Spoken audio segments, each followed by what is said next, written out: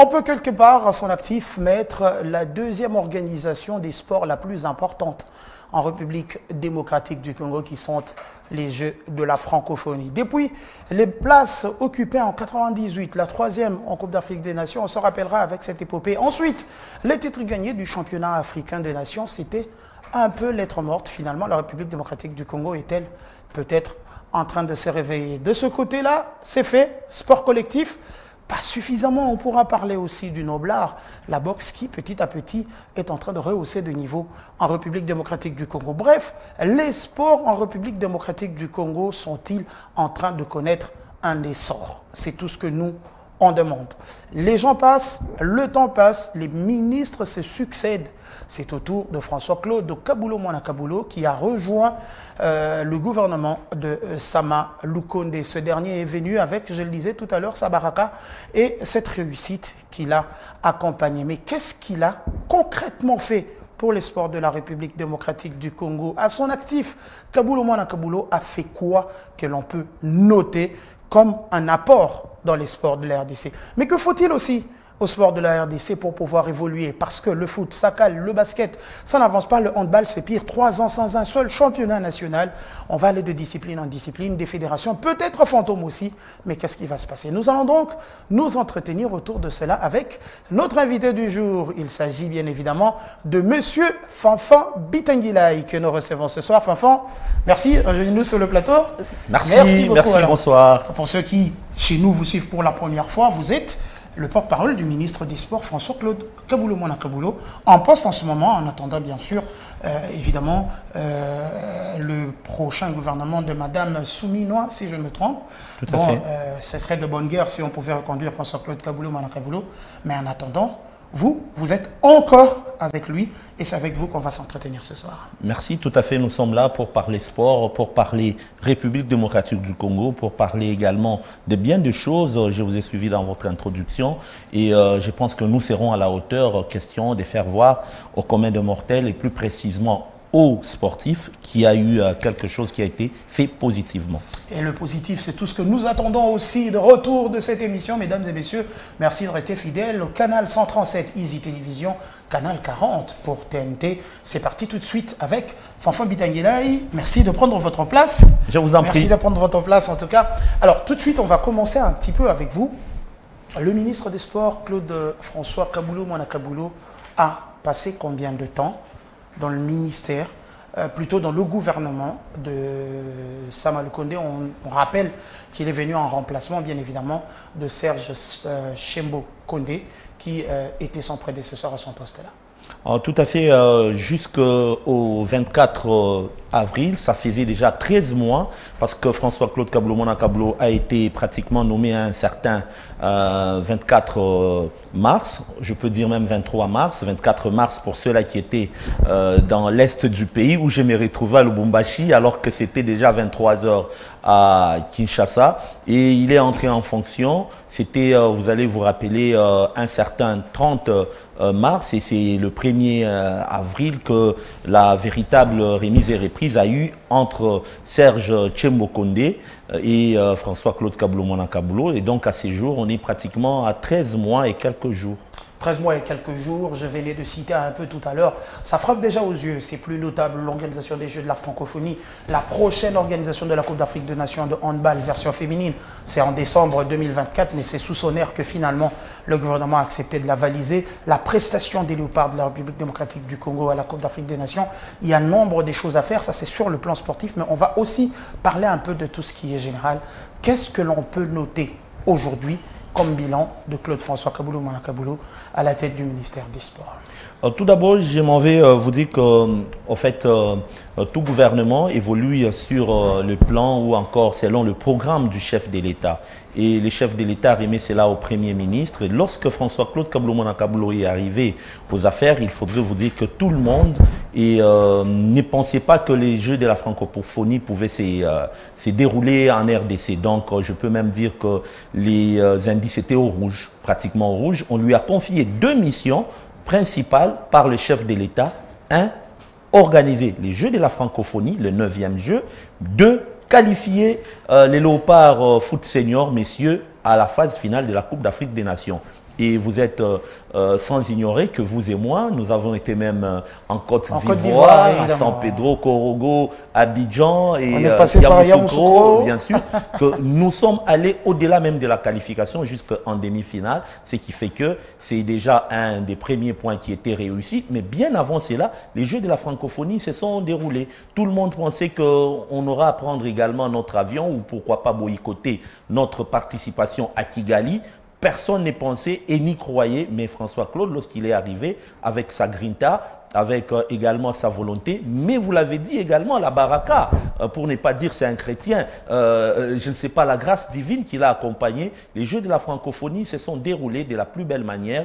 La RDC a participé à la Coupe d'Afrique des Nations Côte d'Ivoire 2023 également avec brio. Donc je peux dire déjà sur les 2 points ou les 2 missions que le chef de l'État lui avait confiées, c'est une réussite. Mais au-delà de cela, Kaboulou a fait même un bonus, un cadeau à toute la population congolaise en allant aux Jeux africains où pour la toute première fois de l'histoire, depuis que le Congo existe, en passant par le Zaïre pour redevenir Congo, a pu arracher 19 médailles, je dirais même 20, 18 médailles et 2 médailles des performances que nos athlètes de natation ont pu arracher. Il y a eu également 2 médailles en or, il y a eu 11 médailles pratiquement en bronze et 5 médailles d'argent. C'est pour vous dire que les bilans également très positifs. Au-delà de cela, vous avez parlé de l'organisation également de cette Coupe d'Afrique des Nations, des dames seniors, et sans pour autant pas négliger un autre aspect. Vous savez, nous tous on passé devant les stades des martyrs de la Pentecôte, on voyait les géants panneaux qui disaient « ici sera érigé ». Ça faisait plus de 20 ans que cela était là. Mais grâce à... comment je peux dire, à sa volonté, pas sa volonté, grâce à son tact de convaincre, il est arrivé à également pousser le président de la République à comprendre que cet espace-là, ce n'était pas un espace qui était destiné aux chégués ou encore aux piqueurs des téléphones, mais il fallait plutôt qu'on puisse y construire ce qu'on appelle Kinshasa Arena. Et on a vérifié dans les papiers. Qui va être là, si pas le plus grand arène de l'Afrique centrale. Tout à fait, et même je peux dire de l'Afrique subsaharienne. Donc c'est pour vous dire qu'il y a de la volonté, il y a également dans le PDL 145 territoires, il a pesé à ce que le sport puisse avoir une place de choix, la priorité. Sûrement, il avait convaincu Madame, lorsqu'elle était encore, Madame Souminois, lorsqu'elle était au plan. Et aujourd'hui, je me dis, en soi, si j'étais Félix-Antoine Tshisekedi, je donnerais volontiers à Kaboulou peut-être une seconde chance, pas une seconde chance, je lui donnerai tout le temps de poursuivre avec son ministère. Justement, il faut à François-Claude Kaboulou, selon vous, continuer. Est-ce que dans tout ce que vous êtes en train de peindre, il y a ce qu'on appelle réussite? Pensez-vous aujourd'hui? C'est vrai qu'il est difficile de vous auto-évaluer, des critiques fusent d'un peu partout. D'ailleurs, François-Claude personnellement attaqué dans la majeure partie des dossiers. Est-ce que vous estimez qu'au-delà des missions qui lui ont été assignées par le chef de l'État, François-Claude Kaboulou, en est arrivé à satisfaire la population? Parce qu'entre autres, il s'agit aussi d'une mission de service public, comme on le dit. Ça veut dire s'occuper de la jeunesse qui, pour ceux qui manquent de l'emploi, se lancent dans l'oisiveté. On va prendre l'exemple des délinquants aujourd'hui qu'on appelle Koulouna. Tout à fait, hein, il a fourni beaucoup d'efforts. Toute œuvre humaine est sujette d'imperfection, certes, mais on a forcé à ce que l'idéal ou encore l'essentiel puisse être fait. Aujourd'hui, vous parlez des critiques. Je m'en vais vous faire voir une chose. C'est que François-Claude Kaboulou était journaliste comme vous et moi. Et lors de ces émissions, il avait un franc-parler, comme Christopher Chitamba Tchabembi, ce qui est rouge, c'est rouge, et ce qui est noir, c'est noir. Et aujourd'hui, lorsqu'il est aux affaires, toutes ces personnes à qui il a dit la vérité et qu'il a aidé à se parfaire, qui n'ont pas compris, se sont érigés, comme vous le savez, c'est la mentalité congolaise, pratiquement en opposant. Et avec leur direction des communications, avec leur armée numérique, ils disaient n'importe quoi sans pour autant pas vérifier. Vous allez vous rappeler de la fameuse photo où ces jours, vous étiez même au ministère avec Bonga Bonga et sa femme. Ouais. Mais vous imaginez Juste après la nomination des Souminois, ça saute dans les réseaux sociaux, comme qui dirait Kabulo est allé voir la mère des Souminois. Et il y a plusieurs histoires qui sont passées. La fameuse... Le tournoi... Madame Marthe, alors que ça a fait rire même la famille, je pense, du président de la République. Donc, c'est des histoires qui, aujourd'hui, certes, sont pratiquement mises à la place publique, alors que ce sont des faussetés. Les gens ont tout le temps de faire une armée numérique pour détruire la volonté du chef de l'État, pour détruire la volonté du gouvernement, pour détruire également l'espoir de tout un peuple et de toute une jeunesse, parce qu'on a également cette mentalité des hautes-toits des lacs que je m'y mette, oubliant que le Congo, pratiquement, vous avez dit, il y a plusieurs personnes qui sont passées. Aujourd'hui, Kabulo est là, demain peut-être qu'il ne sera pas là. Bon, pas peut-être, demain il ne sera pas là, d'une manière ou d'une autre. Il peut être remplacé, tout comme il peut partir ailleurs, tout comme également il peut ne plus être de ce monde. Son mandat. Donc, c'est tout à fait normal. Mais il faudrait qu'on laisse chacun bien travailler et je pense que ça serait une très bonne chose. Certes, Kabulo, je dirais, a très bien travaillé, j'ai dit même très bien travaillé, mais seulement... derrière lui ou en face de lui, il y avait plusieurs personnes et plusieurs anciens ministres, ça je n'ai pas honte et peur de les dire, qui ont usé de leur armée numérique juste pour nuire à la notoriété, pour nuire à la personnalité de François-Claude Kabulo Mona Kabulo. Ce qu'on attendait de François-Claude Kabulo, vous l'avez dit tout à l'heure, dans ses critiques, il aidait les dirigeants à changer, dirigeants des fédérations, dirigeants des équipes. Et c'est sur 40 ans de carrière à la radio-télévision nationale congolaise, ça veut dire qu'il s'est certes mis à dos autant de gens, mais ce changement, le peuple l'attendait aussi lorsqu'il a été nommé ministre des Sports. Est-ce que vous pensez que ce changement-là, il a apporté? Changement dans le sens où le sport de la République démocratique du Congo, on a l'impression qu'on n'a aucun résultat préparé, tout ne vient que sporadique. Est-ce qu'il s'est lancé dans la préparation des résultats, des sorties de la République démocratique du Congo? Sur ce plan-là, c'est comme qui dirait vous êtes en train de jeter un poisson dans l'eau. Je dirais que oui. Et il a fait comprendre. Lorsque la première des organisations, si je peux dire, la première chose que Kabulo Mona Kabulo a organisée, c'était Fatchicap. Fatchicap nous a aidé. Le tournoi des jeunes de moins de 23 ans. C'était déjà une préparation pour les léopards. Après ça, c'est la même équipe qui a participé au jeu de la francophonie. Certes, les gens aiment bien la génération spontanée telle que vous le dites. Si le Sénégal est là où il se trouve aujourd'hui, ce n'est pas venu d'un coup par baguette magique. Non, c'est une préparation. Et là, il a songé aux jeunes. Cette fois-ci, on aimerait faire une deuxième édition avec les jeunes dames. Parce que le coach, le sélectionneur, qui a bien voulu lors de sa signature avec la Fédération congolaise de football, avoir également le rôle des managers, donc sélectionneur-manager, a compris qu'il y avait déjà une bonne base. Il a voulu à ce que nous puissions organiser le championnat national, la Ligue nationale de football en zone. Question de permettre également la visibilité de ces jeunes gens. Question de pousser également les jeunes à suivre de près les stars et de les attirer vers le football. Mais ça n'a pas été compris. Aujourd'hui, vous comprenez que le play-down ne se joue pas. On donne raison quelque part à Kabulo, alors que tout le monde, deux fois même nous qui étions dans son cercle, on n'avait pas compris au début pourquoi est-ce qu'il ne voulait pas que les championnats se déroulent de la sorte. Il y a cet aspect des choses, les dames vont également jouer. On a organisé pratiquement en handball, non plutôt en volleyball et même en basketball des tournois des jeunes où les ministères personnellement, au travers son conseiller en matière des sports, est allé participer, pousser les jeunes gens à aller de l'avant. À la natation, hormis pratiquement Poutou, eh bien, on a poussé également à ce qu'on puisse avoir des jeunes gens. Pourquoi? Parce qu'il y a la volonté. Certes, aujourd'hui, on voit, tout le monde voit football, tout le monde voit basket, tout le monde peut-être voit également handball. Bon, les handball, on ne peut même pas en parler. C'est là que j'allais justement vous poser la question. Dans tout ce que vous dites, il y a quand même le handball qui continue à traîner les pieds. Certes, ça fait 3 ans que le handball, depuis le Covid, si je ne me trompe, qui ne se joue pas. Kabulo a une année, vous avez dit 13 mois, une année, un peu plus d'une année.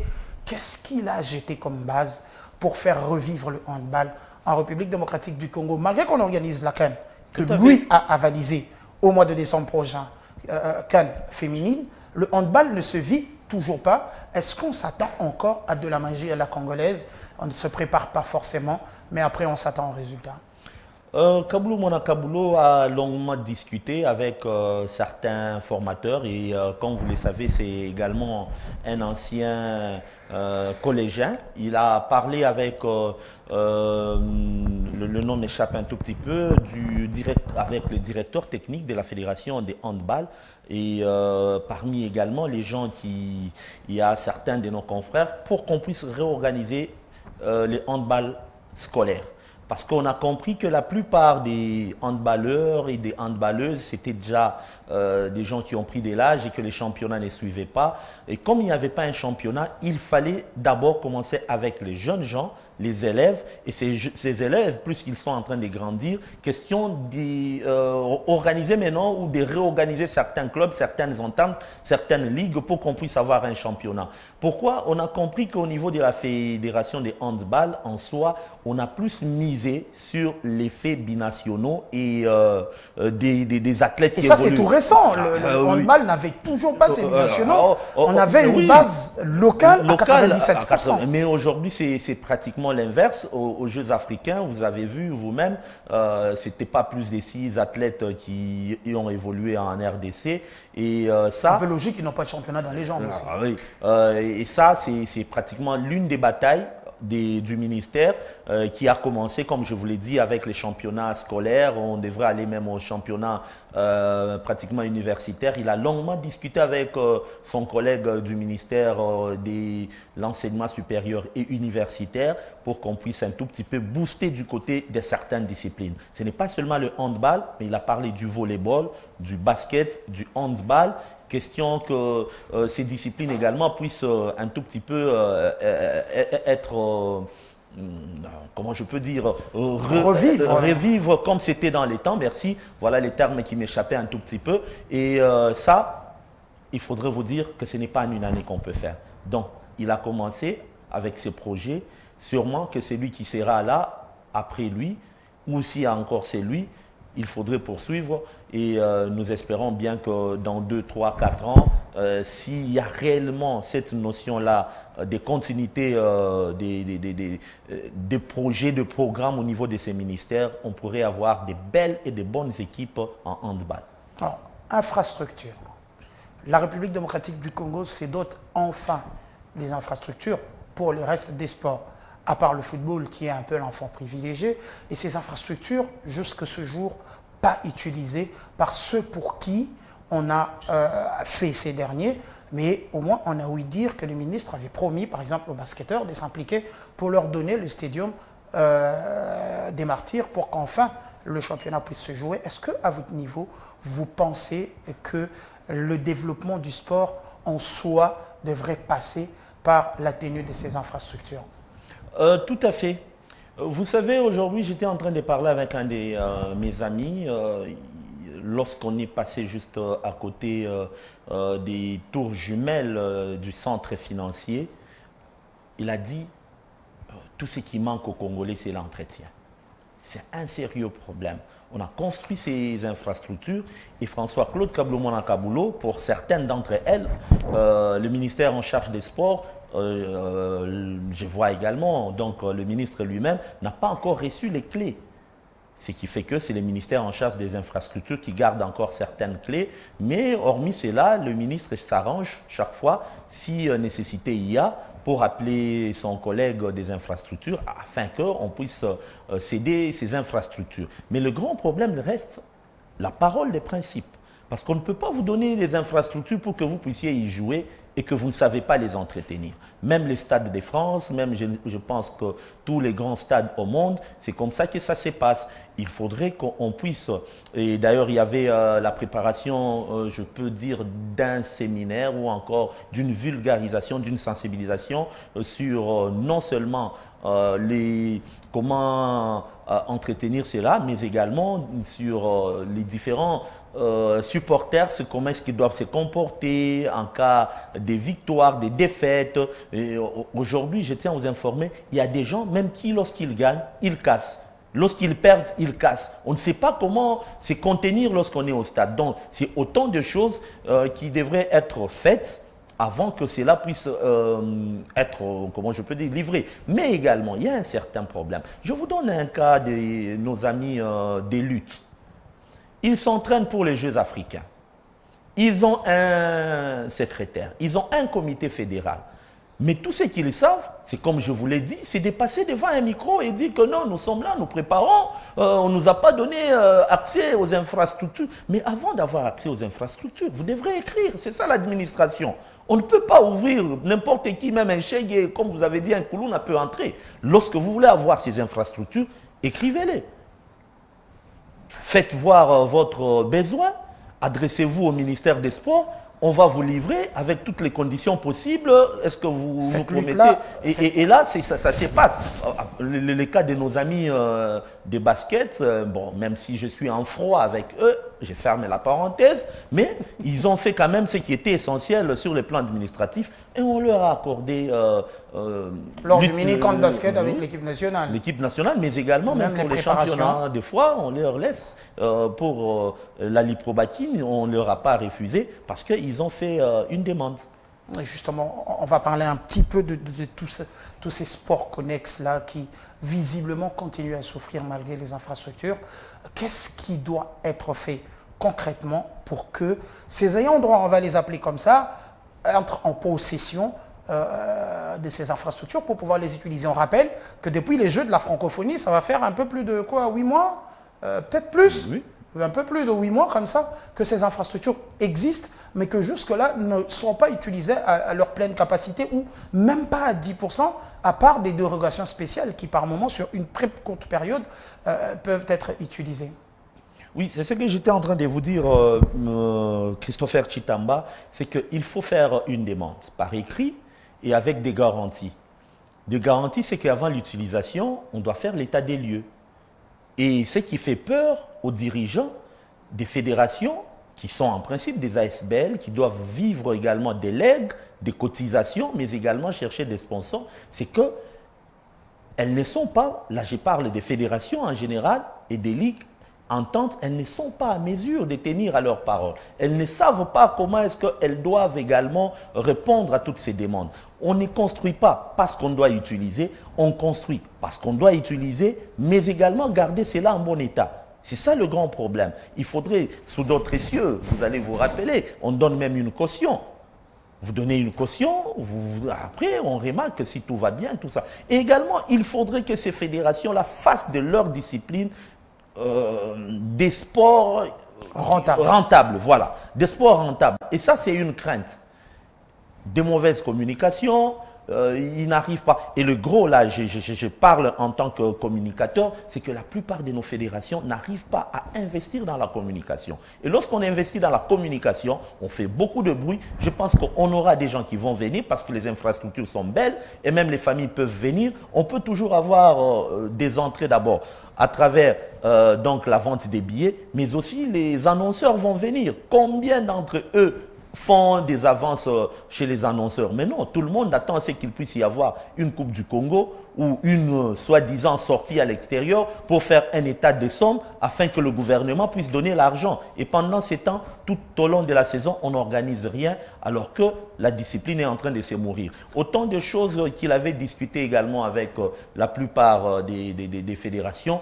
En début d'année, d'ailleurs en fin d'année 2023, le ministère des Sports et Loisirs, par l'entremise de son directeur de cabinet, avait demandé à toutes les fédérations de bien vouloir lui faire parvenir leur programme de 2024. C'est à travers ce programme-là, on pouvait également savoir que non, tel mois, il y a telle compétition. Aucune fédération. Combien de fédérations aucune fédération, je vous dis. Aucune.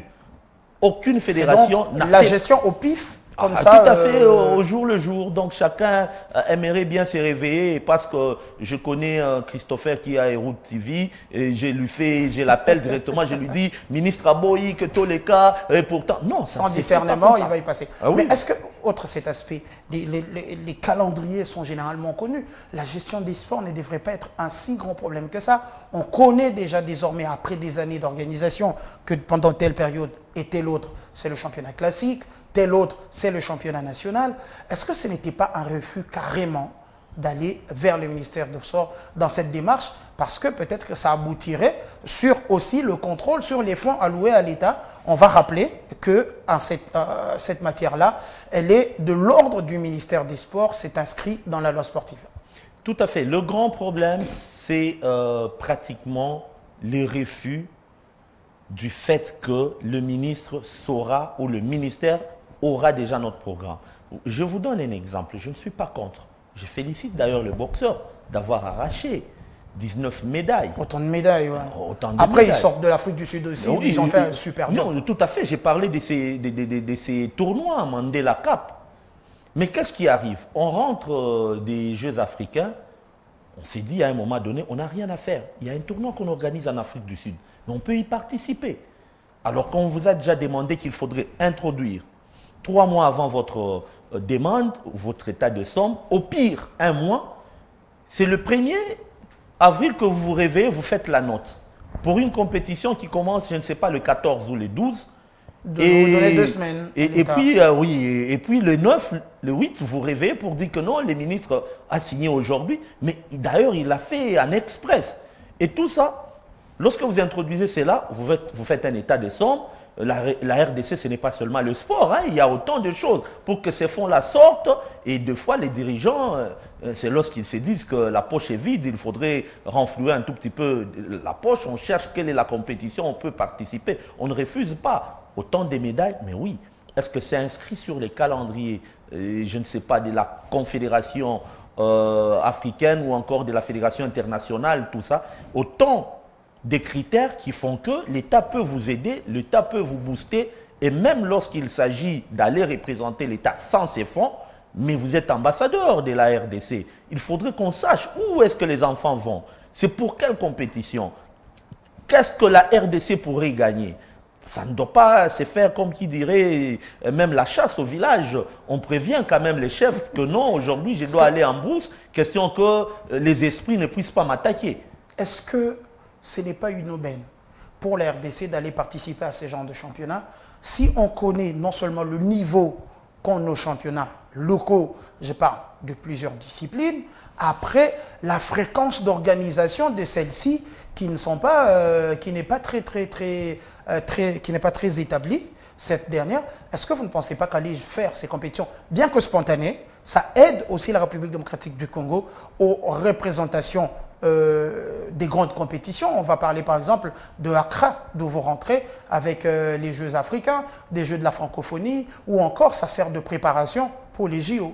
Tout à fait, ça sert de préparation pour les JO, pour ceux-là du moins qui vont concourir pour les éliminatoires, mais également pour ceux-là qui sont qualifiés. Si on parle de la boxe, je parle par exemple de Marcela Sakobi. Ouais. Oui, ça l'a aidé. On a longuement discuté d'ailleurs avec elle ce matin. Je lui ai dit, en fait, je pense que ça t'a un tout petit peu déstressé après ta bourde. Ça récupère mentalement pour certains. Ouais. Mais pour les autres, je me dis, bon, en fait, on ne sait pas pourquoi. Également, il faudrait savoir quelles sont les nations qui ont participé à ces championnats. On peut nous dire 22, 23, 24, 25, 26, mais il faudrait voir. Est-ce qu'il y a eu...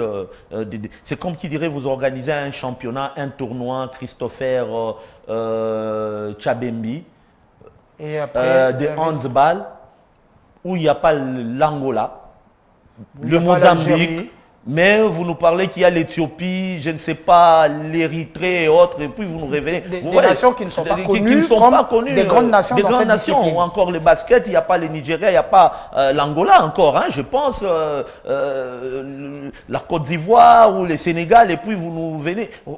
Donc c'est des histoires également qu'il faudrait suivre à la longue et de près, et là, lorsque vous amenez votre demande 3 mois avant, l'État congolais a le temps de vérifier tout cela et peut-être même de vous orienter sur le nombre qu'on peut revoir à la hausse, comme qu'on peut revoir à la baisse, mais question qu'on puisse avoir une bonne préparation.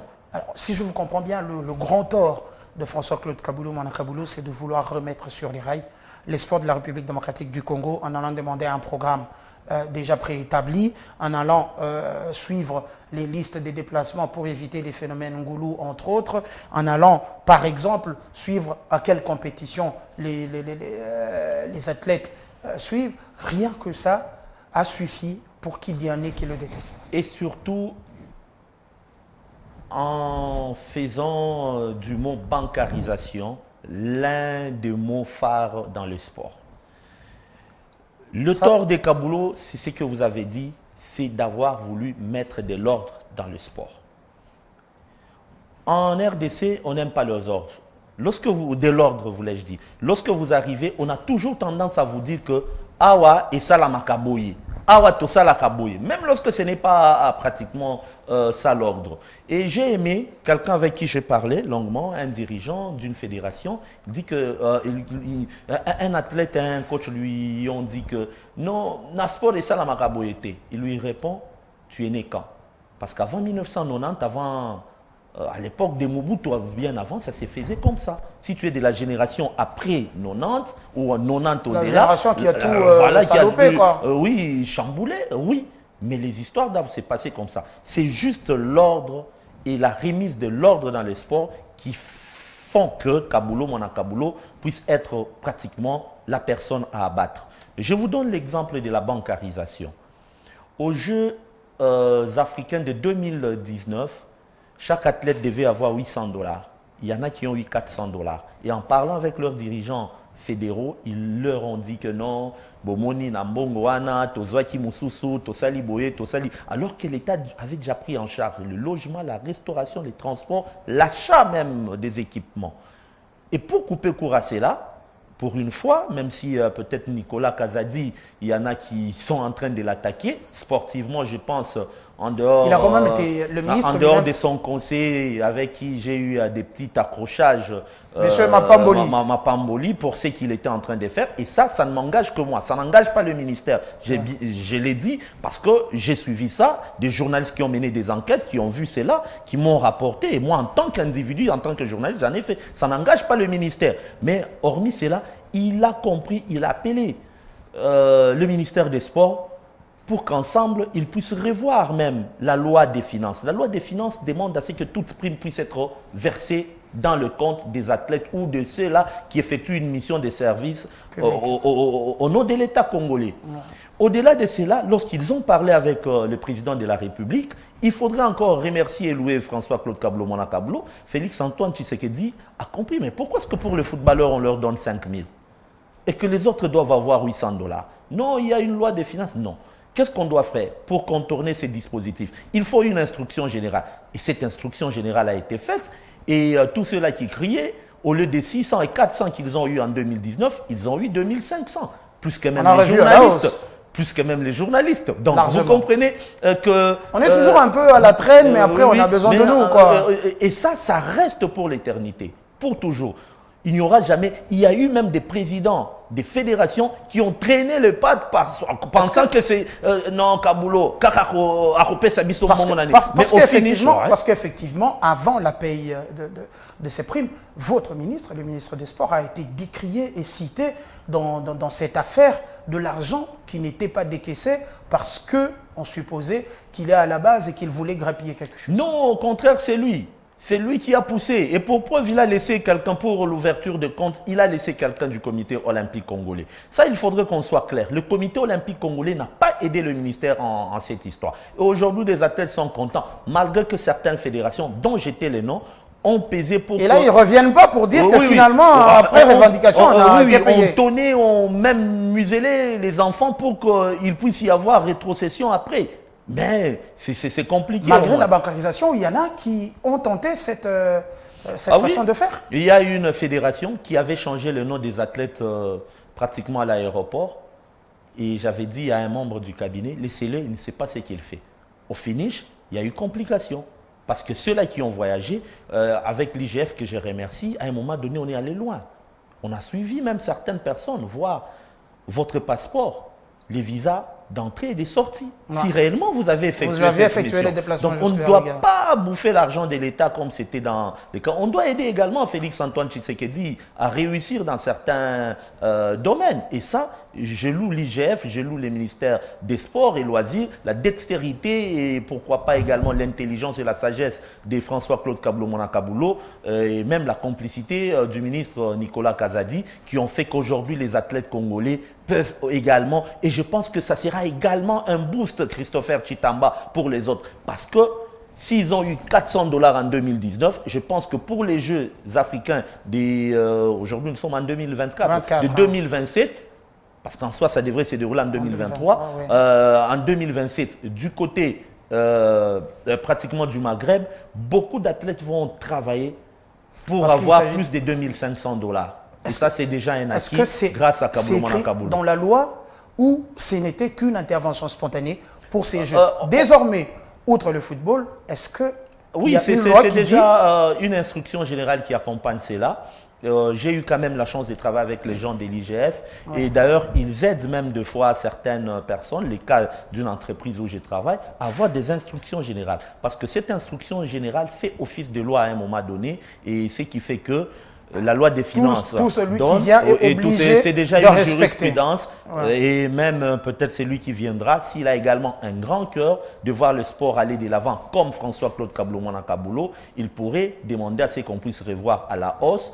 Et n'eût été d'ailleurs tout ce qu'on connaît comme problème aujourd'hui dans l'Est de la République démocratique du Congo, je compatis avec mes frères, nos amis athlètes pouvaient avoir au-delà de 3500 $, c'est quand même... En termes d'efforts de guerre, il faut aller soutenir nos vaillants FARDC. Donc, c'est déjà un acquis, et ceux-là qui viendront, les dames, elles ont respecté les léopards l'année passée, mais au finish, lorsqu'elles ont perçu 5000, c'était tout le cas.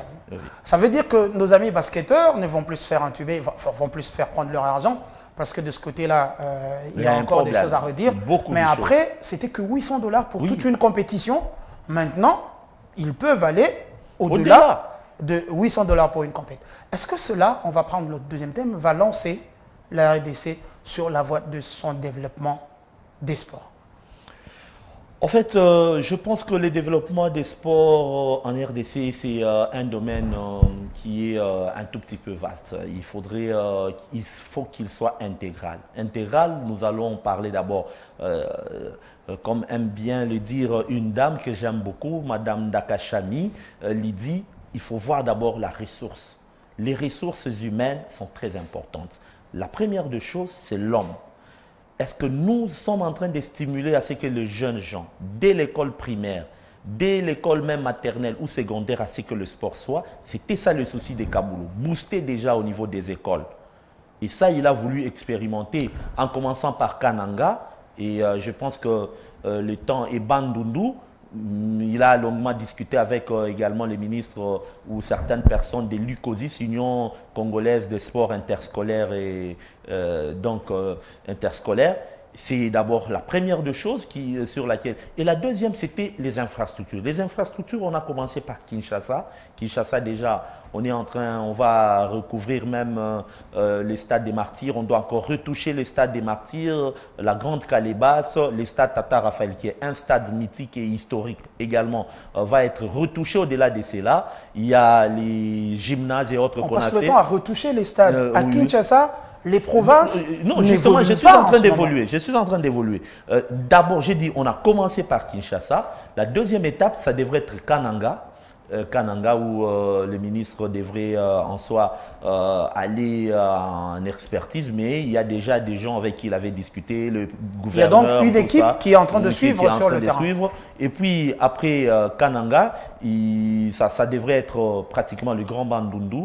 Et puis pour se rabattre du côté de l'Est, à Nitouri, parce qu'on a senti que l'Ituri, après le démembrement, c'est l'une des provinces qui a la volonté de mieux faire. Et puis après, maintenant, on devrait s'y rabattre sur les autres provinces, au Katanga, Lualaba, Tanganyika, également Nord et Sud Kivu et la Chopo, où il y avait des infrastructures qu'on pouvait retoucher.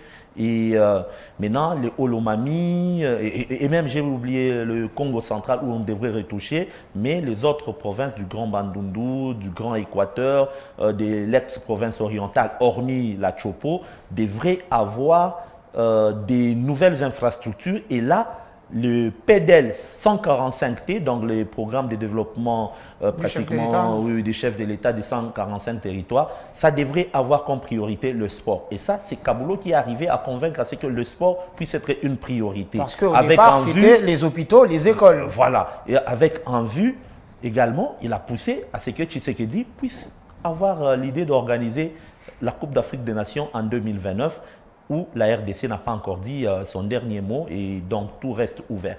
Et justement, quand vous parlez de développement, il y a un autre aspect qui me passe par la tête là. Il s'agit des entités qui doivent gérer le sport, au-delà du ministère des Sports, au-delà bien sûr de la direction des activités physiques et sportives. Il y a par exemple un peu partout l'École nationale des sports pour la formation des cadres. Qu'est-ce que l'on a mis sur pied? Parce qu'on sait qu'on a beau avoir les infrastructures, on a beau avoir les moyens humains, vous l'avez évoqué, la RDC c'est plein de talents, mais si les encadreurs n'ont pas le niveau qu'il faut, les talents se perdent, ils restent au niveau de potentiel, mais jamais n'arrivent à devenir des talents confirmés. Il y a certains secteurs qui nécessitent des arrêtés interministériels. C'est là où je vous ai parlé plus de l'EPST. Je vous ai parlé également du ministère de l'enseignement supérieur et universitaire, du ministère des infrastructures. Et dans ces domaines, c'était déjà très évolué avec les ministères de l'EPST d'abord. Et on était en train d'évoluer. Infrastructure, déjà, c'était pratiquement le même mot qui était en train de se répéter. En ce qui concerne les encadreurs. Et certaines fédérations également doivent comprendre. Il y a la loi sportive, bien qu'il y a également comment je peux dire, les conclusions, encore les retombées des Moué la Loge qui devraient être avalisées au travers d'un conseil des ministres, être également revues ou retouchées ou reliées par nos amis de l'Assemblée nationale qui bloquaient peut-être l'issue de certaines histoires, mais il faudrait dire que la loi sportive souffre également de son exécution dans sa totalité. Il y a aujourd'hui 26 provinces, on n'est plus dans la configuration des 11 provinces, il y a des fédérations qui ont déjà migré ou muté vers la nouvelle configuration, alors qu'il y en a d'autres qui ne sont pas. C'est pratiquement une matière sur laquelle nous avons réfléchi longuement. Il y a de cela plus de 6 mois avec les directeurs des cabinets. Il y a également les conseils en matière de sport sur le fait, comment est-ce qu'on devrait pratiquement harmoniser les choses, migrer vers la nouvelle configuration, mais également en prenant d'abord quelques fédérations comme étant des fédérations pilotes ou des fédérations cobayes afin de voir l'exécution de cela. Comprenez que la RDC a également un problème, mais on avait également, le ministre avait tout au long de ses missions parlé avec certains managers pour qu'on puisse venir parler ou former les dirigeants des fédérations à comment trouver des sponsors, qu'est-ce qu'il faudrait faire pour attirer les sponsors et même les publics au stade. Et ça, c'est pratiquement autant de choses qui ne sont pas dans les tiroirs, qui sont sur la table du ministre, mais qui fait que, vous savez, lorsque quelqu'un, on lui dit qu'en RDC, il y a la guerre, il pense que c'est sur toute l'étendue et ça un tout petit peu... Avant mal le pays. Voilà, alors que c'était très, très, très avancé avec nos amis turcs, avec également même les Français. François-Claude Kabloumona Kablo a parlé avec eux. Donc, autant de choses où il y avait des spécialistes qui devraient venir former les dirigeants fédéraux pour qu'on puisse savoir comment... C'est bien beau de ramener de l'argent, mais si sur le niveau technique, il n'y a rien... Tout à fait, qui devrait venir donc faire une formation avec tous les dirigeants, ou du moins les grands dirigeants des fédérations, pour qu'on sache comment booster le sport congolais, comment est-ce qu'on peut chercher à avoir des talents au Congo, à les attirer, à les former, mais également comment est-ce qu'on peut signer certains partenariats avec des clubs nantis d'Europe pour qu'on puisse avoir ne fût-ce que des infrastructures en retour.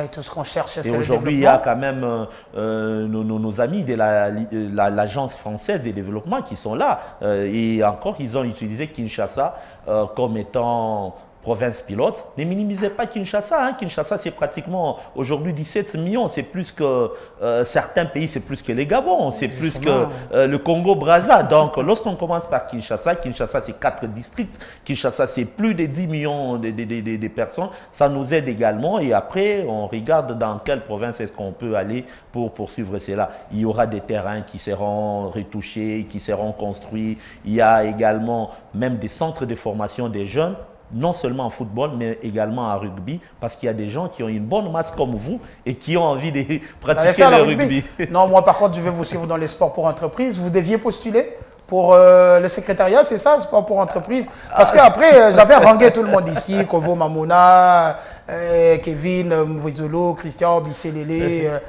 Gad Boukassa, Di Volcan, tous ces gens, Amen Dimoni, Fils Kazadi. En fait, Héroux Télévision est disposé à venir aussi participer à ce tournoi d'entreprise. En allez-vous? Ah oui, oui. En fait, le tournoi d'entreprise, il y a d'abord le tournoi Lipanda, avec qui nous travaillons en collaboration, parce que tout ce qui est organisation d'un tournoi ou encore du sport en général, ce qui concerne les entreprises. Donc c'est le groupement sportif particulier, c'est également une disposition des articles 26, justement, 27 vous deviez postuler, et 28, moi je vous attendais pour avoir des avantages. De la loi sportive. Oui, j'ai postulé, j'ai été élu secrétaire adjoint plutôt. Vous n'avez pas passé l'information. Oui, l'information sera là. D'ailleurs, d'ici, je pense, je m'excuse, d'ici lundi, vous aurez l'élément de l'Assemblée qui s'est déroulée le samedi dernier. Comprenez que ça s'est bien passé. Et déjà là, il y a d'abord les tournois Lipanda qui seront organisés. Il y a des marches qui seront organisées également avec toutes les entreprises privées comme de l'État. Et puis après, il y aura également les Nzango. Et on est en train de voir dans quelle mesure des commissions pour que chaque discipline puisse se retrouver. C'était Fanfan Bitangelaï, plusieurs casquettes justement, la liste, porte-parole du ministre des Sports, finalement, c'est le secrétaire adjoint du groupement sportif particulier. Les entreprises, déjà, même sans avoir parlé au directeur général Eric Chisoka, nous allons nous aligner Héroux Télévision pour aller faire aussi.